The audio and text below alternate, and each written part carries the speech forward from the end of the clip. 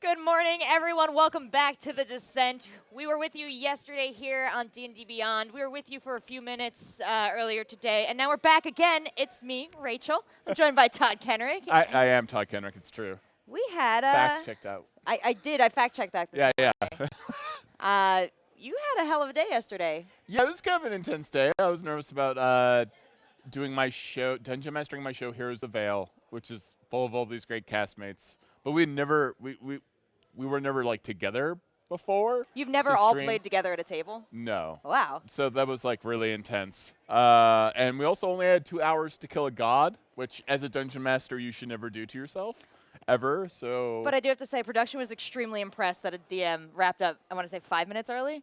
5 minutes early. Nailed it. Yeah, I probably robbed all of our players of the joy of killing like their main villain, right? But yeah, it was a fun adventure. Someone got to sing Wrecking Ball. Things got very, very weird, and yeah, it was a great game, and that entire cast is amazing. So. Well, tell me a little bit more. I didn't realize that was the first time that you've all gotten together in person. You were all here at the table playing yesterday. Check out the VODs. Yeah. And you were all in incredible costumes, yourself included. That was just me. That was just Furiosa Todd. That was Weekend Todd. The creepy thing about that black makeup is I can't see my eyebrows in that stream, and I'm very eyebrow-centric. Yeah. And that was upsetting to me. Somehow, like, all I saw were eyes with no upper facial expression. That's just very Hollywood. What we do here in Hollywood is we all shave off our eyebrows, and then you put them on in post. That's how we do the okay. acting. Well, I'll start doing that. Yeah. And we had our incredible orc, Adam, yesterday. Yeah, Briv looked amazing. Adam doesn't ever half do something. His half orc cosplay was super on point. His Briv, I think Steel Bottom. I think that's the name of the character. Is it Steel Marrow? I don't know. You choose. But yeah, his cosplay is absolutely stunning. And his shield is a reference to old school, the animated D&D cartoon, the Griffin shield that the cowardly cavalier uses. So if you want D&D deep cuts, you got to make time to come to the Descent next year, because the references you guys have been pulling out. I know it's the worst. It's fantastic. We're so deep in it. It's a rich history here that you kind of get to explore. We've seen people who are fans of all different editions of D&D come and play the table. That's the thing is like you don't need to know all this stuff, but it's nice like super niche stuff. Well, I don't need to know any of it because I have it all on my phone because I have D&D Beyond. Yeah, exactly. Just use D&D Beyond. Slight plug. All right, tell me more about what you got to do here at the Descent. You're also doing a signing, as I understood, right up to the last minute. Yeah. We did a signing. That was it's kind of weird. You always like it's kind of like the Sadie Hawkins dance. Yeah. So like you're just sitting there and you're like worried no one's gonna pick you. So I didn't, but like we had like a bunch of fans show up, and that was like really nice. And I mean, anytime anyone wants you to sign anything is pretty amazing, right? Like, so yeah, that was, yeah, it's very sweet. So it's hard to handle like praise of any kind. So having anyone who likes the show or anything we do is always amazing. Because I do like a bunch of documentary videos as well, and so. It was nice. Were you filming at the signing by any chance? I was not filming. No, I'm trying to like. I already did enough right before this. You have actually. Thank you for showing up again this morning. You could have slept through today and been covered. Yes, I could have. and I thank you for acknowledging that. Yeah. Everyone here is working, and I have to say, one of the coolest things about coming into the D&D space from the other kind of nerd spaces that I cover, I'm from gaming, I'm from, pop culture and I things. used to be from video games and movies. Yeah, you know this. Yeah. Coming in here and feeling the energy in this room, hanging out with the different people here, it's emotionally draining because I've been talking to everyone. Yeah. If I stand next to you for more than 3 minutes, like, I know your name, like, I know your character, like, it's been so fun here. Yeah, for the most part, like, if I'm at, like, E3 or Comic-Con, I can, like, hide in a corner. And you do. You hide in corner. I hide in the bathroom for 20 minutes at a stretch. Yeah. Don't tell anybody. But yeah, like because everyone has a very specific fandom, but what like D&D is like super concentrated fandom, and you want to talk to everyone, and then after it, you feel depressed because you're not here anymore, and you think of all the people that you didn't get to talk to, and I can already feel the guilt of people like I've already missed talking to, because we only do this once a year, so we need to do this more often. Well, that's a fact. Everyone in the community is like so overwhelmingly nice and kind and talented, and it's overwhelming. It is. Yeah. You're Todd. You're a very tall man. You're very I- strong. I- You're very imposing. I feel like I've watched you get a little verklempt a couple times at this event, just sort of experiencing the camaraderie here. Yeah, it's I'm important. not calling you out. I'm No, cheering no, for no, that. no, no. I do. I do get emotional because I don't know. It's something very unique. I never thought this was going to be my life. You know. I'm gonna second that one. This yeah. is kind of a dream world to wander into. And when you meet people who are so nice, and that's why I started doing this was I was in video games and I was doing stuff for like a bunch of different companies. And I just asked them, I just really wanted to do a D&D video, and I went over to Wizards of the Coast, and I met all of them, Chris Perkins and Liz and Nathan Stewart and Mike Merles, and then I got to meet Lee later, and and Emmy and all the graphics team. They were so nice, and I was not prepared. Because I don't come from necessarily a nice town. I don't know how to put this. I came from kind of a rough neighborhood in a rough town, and to be like faced with this pure like creative energy, and everyone's sweet, and they could be arrogant if they wanted to. I was like, this is it. This is all I'm doing with my life. And when you meet all of these people, everyone's smiling, everyone's happy, everyone's super generous with their time, and that's what gets me. Especially in the age that we live in right now, it's such a contrast, right? Absolutely. It's truly a haven to kind of come and be among members of this Yeah. community. And I think one of the coolest things that you personally have done is you have gone so far to give back to this community. You do a lot of video coverage, you're DMing games, you're getting so involved, and you're working on the D&D Beyond product. So just tell me, like, what's most important for you to bring back to the community that That's you love? very kind, but I think it's mainly just selfish because the interviews are an excuse for me to spend time with the D&D staff But you're highlighting without those calling it stalking. personalities. It's phenomenal. Otherwise, it would just be stalking.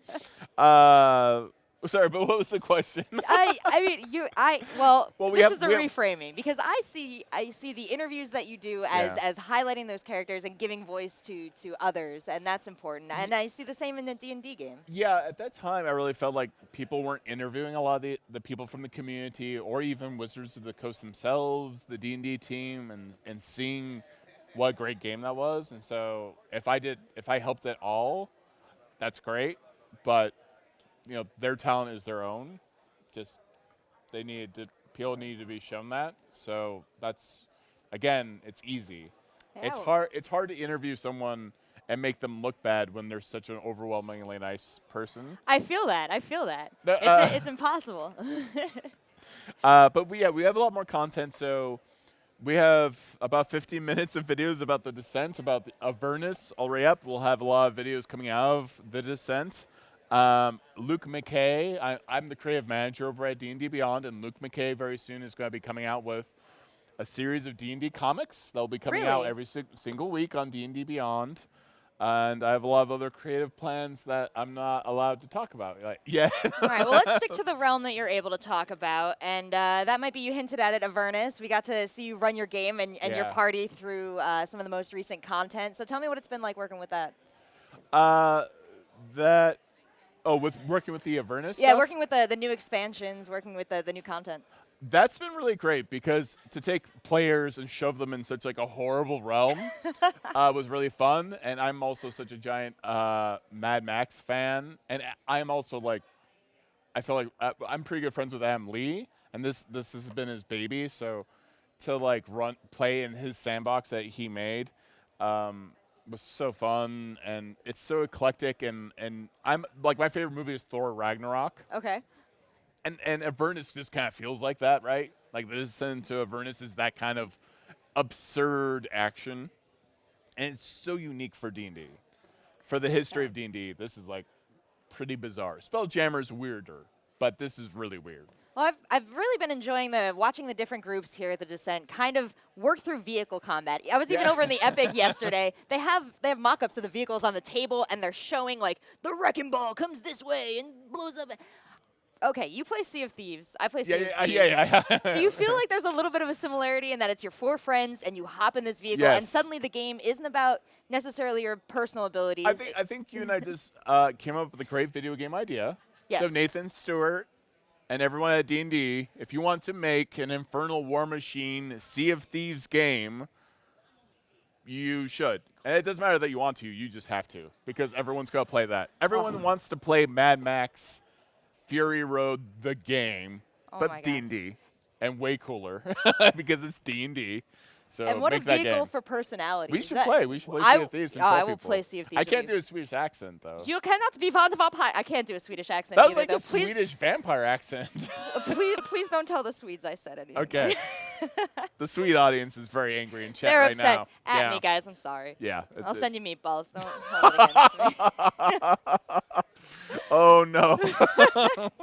They'll be like, we don't want them. They're bad. They're Italian meatballs. Oh, man. So I noticed your party yesterday Yes. doing some driving in the vehicles. We were driving. You had to rate your overall party success when it comes to, the gas pedal and the steering wheel. Yeah. On a scale of 1 to 10, where would it be? It was a mess. Everyone did their best. I didn't really necessarily fudge a bunch of rules, but watching your players fail is kind of the best part. Yeah. That's where the comedy comes in. I feel like DMs really like that. My favorite moment was Keen, played by TJ Storm, like coming in on a wrecking ball, and me just giving him the eyes until he realized what he was doing and made him sing it. So having a tiny little flump, this floating creature with little eye tusks, like doing drums on the thing on the vehicle was fun. I think they did a great job. They did a great job. But as always in D&D, you are your worst enemy. So yeah, they're an amazing crew. They're just stunning people. I heard Keen's voice kind of like pierce the atmosphere of the room midway through your game. He's a singer. Pipes. He is like Man can sing. He needs to play a warrior bard, like a skald from Vikings. Yeah. All right, well, we got to see you DM. Yeah. But, I'm sorry for that. back in the day, you used to play. Yeah. Tell me a little bit about your character. So my first character was Averin, and that's all I play now. No, I have a lot of different characters, but Averin is a very old school character. He was in first edition D&D, and then he was in second, third, and fourth, and fifth, and I thought it'd be funny if I kept that. He's aware of it. Mm-hmm. So he's been through all the rule changes. The rules keep changing. So he's like Deadpool now. So Deadpool knows he's in an X-Men movie, and Averin knows he's in a D&D game, and he remembers Thaco. He remembers all these weird rules. He remembers when orcs look like just pig people. And he's kind of insane. At this point, he's like the used car salesman of trickster gods. Okay. And when I say god, it's not an ego thing. He really is this like normally level 1. He just is hard to kill. And he's always trying to like trick people. He's trying to be a low-key character. And there's a certain charm in that. So it's always that kind of wink, wink, nudge, nudge kind of thing that he's doing. But he's the victim of his own trickery, right? Like I love characters that are their own worst enemy, and that's what he is. He's a very cyclical Ouroboros type of character. He's never going to win. He's never going to get on top. But he's always going to be exciting in an exciting plot situation. But we have something really cool coming up right now. Oh, tell me, what is it? Well, it's Death Race, right? Am I wrong? You are Am I wrong? correct. I don't trust my director all the time. No, I do. Brian Herron is an amazing director, one of the best. He's the best producer I've ever worked with in my entire life. But we have Death Race coming up, and it is going to get bloody, gross, and yeah, that's all you need to know. I am totally ready to watch it happen. All right. Well, Todd, thank you so much for coming and chatting with me this morning. I always appreciate it. Ladies and gentlemen, he was correct. We are about to experience Death Race. Just stay tuned. So in Baldur's Gate, the descent you. into This is Abyss, lovely. you are taking us into a very different realm.